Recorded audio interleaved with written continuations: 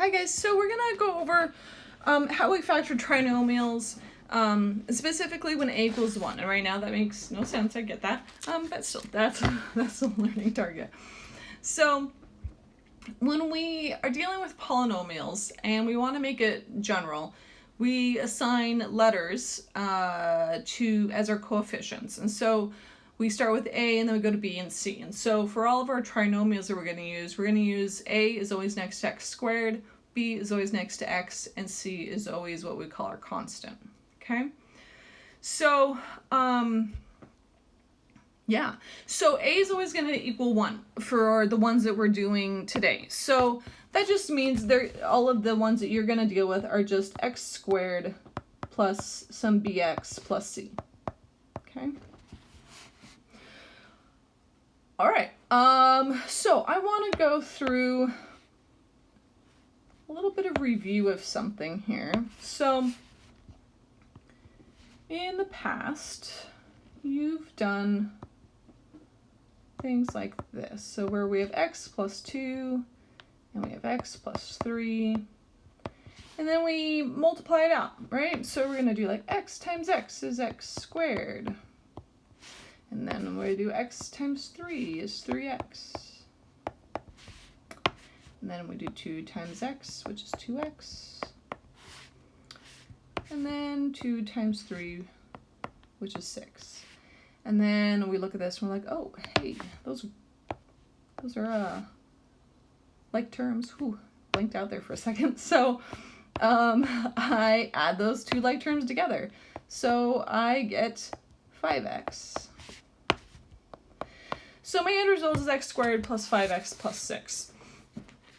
So one thing, actually no, let's do one more and then I'm going to do my little explanation here. So let's do x plus 1 and x plus 3. Keep it pretty easy here. All right, so, x times x is x squared. And then we do 1x times 3 is 3x. And then 1 times x is 1x. And then 1 times 3 is 3. And I combine my like terms. So I get x squared plus 4x plus 3. Okay. So there's a pattern that's been hiding in here that you may have noticed, but you probably haven't. That's okay, because that's what we're going to talk about. So the point of factoring is we want to go from these back to our original set of parentheses, right? So what I want you guys to look at is, so the x squareds, that's pretty consistent, right? Because we have x times x, which is always x squared.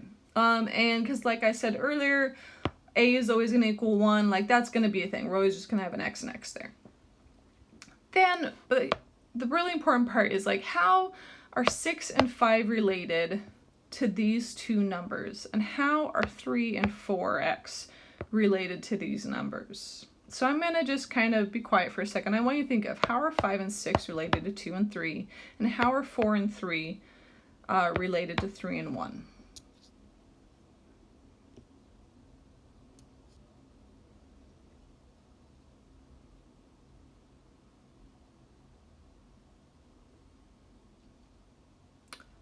So I hope that you thought about that 2 times 3 is 6, and 3 plus 2 is 5. Look at our stuff that we had here, right? We did 2 times 3 to give us that 6, and then we added our 3x that we had created and our 2x that we created to give us the 5x. So let's see if that works for this one. So we have, 1 times 3 gave me 3. Oh, sorry.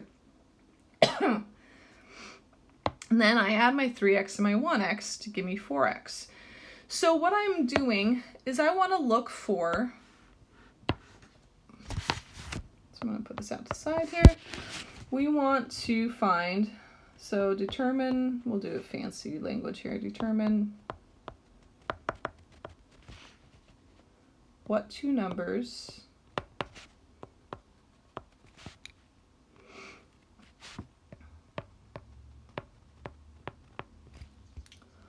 multiply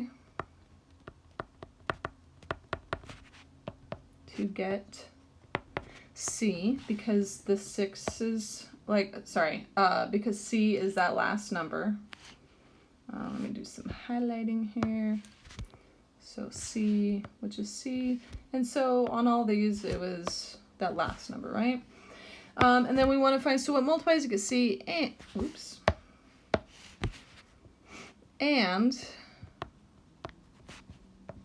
adds to get B.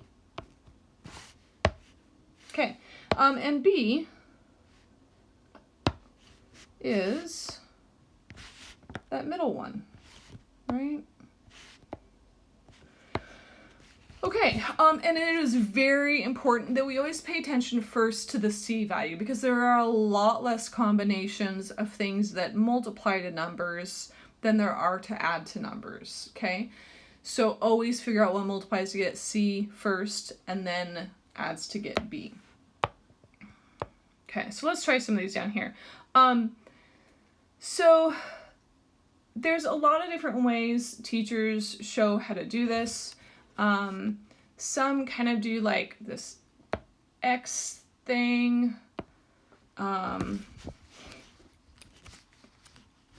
Like you figure out, oh man, like what multiplies to get 8 but adds to get 6, and then you fill in the two numbers that you found up here.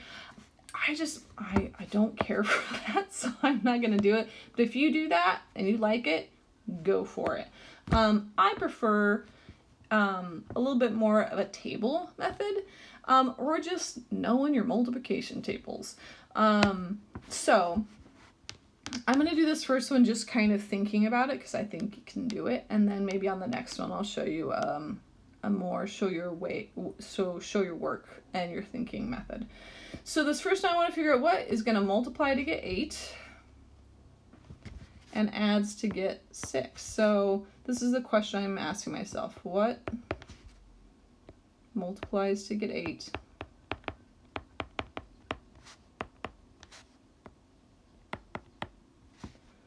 and adds to get 6?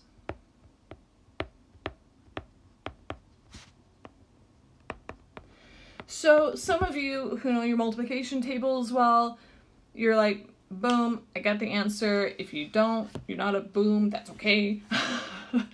But what you should get is some things to multiply to get 8.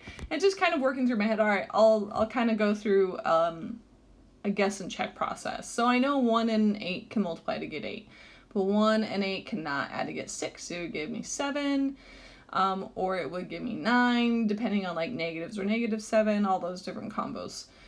So that's not going to work. So then I go to 2 and 4. 2 and 4, those multiply to get 8. And oh, yeah, 2 and 4 add to get 6. So what I do is I'm like, hey, x plus 2, x plus 4, boom, that's it. That factors it. And I can kind of check myself if I want to, just to make sure, like 4 and 2, or I said that backwards, but 2 and 4, yep, those multiply to get 8. And I know that from the x and the 4 and the x and the 2, I would get 2x and 4x, which would give me 6x. So that's my answer. Okay, let's look at B here. So, oops. Yeah, sorry. All right. So for this one, I'm going to use a little bit of a chart here. So I'm going to make a little chart of what multiplies to get -8.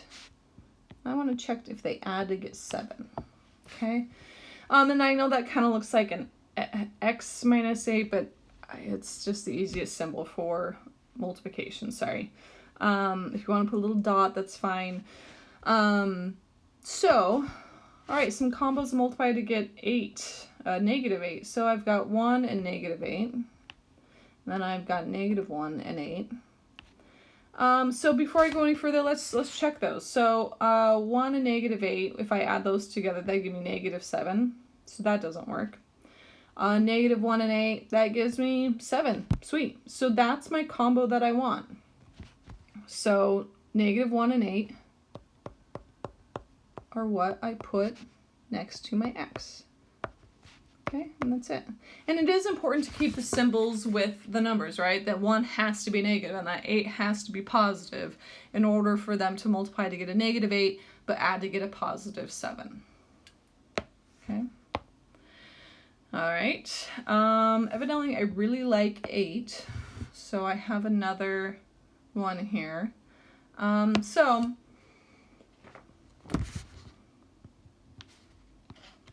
I want to figure out what multiplies to get 8, but adds to get -6.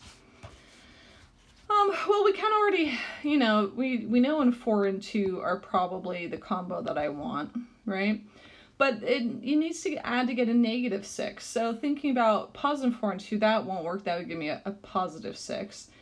But if I make them both negative, those multiply to get a +8. Sweet. And they add together to get -6. So that's the combo that I want. So I'm going to do x minus 4 and x minus 2. Okay. All right, last one. I encourage you, if you're feeling good about this, to hit pause on the video and try this one on your own. If you're not feeling confident, that's fine. Let's do it together. So make a little chart. I want to figure out what multiplies to get -24. Oops. And adds to get -2. So, maybe you're like, boy, I'm not good at my multiplication tables. Start at 1 and work your way up. So, 1 and 24. Yeah, there's just no way that can add to get -2, right? It doesn't matter what's negative and what's positive. All right, then I got 2 and 12. Is there any way, if I make that negative, I would get a 10. If I was to make the 12 negative, I would get -10. Like, that's just, it's not going to create -2. So I go to 3 and 8. That's getting closer, right? There's a difference of 5 between there. But that's still not a difference of 2. So then I look at 4 and 6. But it needs to be a -24, so one of them needs to be negative. But really, even just without thinking that far ahead, I know that 4 and 6 are only 2 away from each other, so these are going to be my options. So it's either going to be a -4 and 6 or a +4 and a -6. So which of those two gives me a -2? Well, that one gives me a positive, that one gives me a negative. Dun, dun, dun, dun. So that's my combo. So I'm going to do x plus 4, x minus 6. I want to remind you guys that it is okay if you just do these in your head. This table that I'm doing here is for just the thought process of if you're not good with your multiplication tables, and you may have to have a calculator sitting next to you to like do 24 divided by whatever number and keep guessing and checking. I am also totally okay if you guys have a multiplication chart sitting next to you so you can find the factors easier that way too.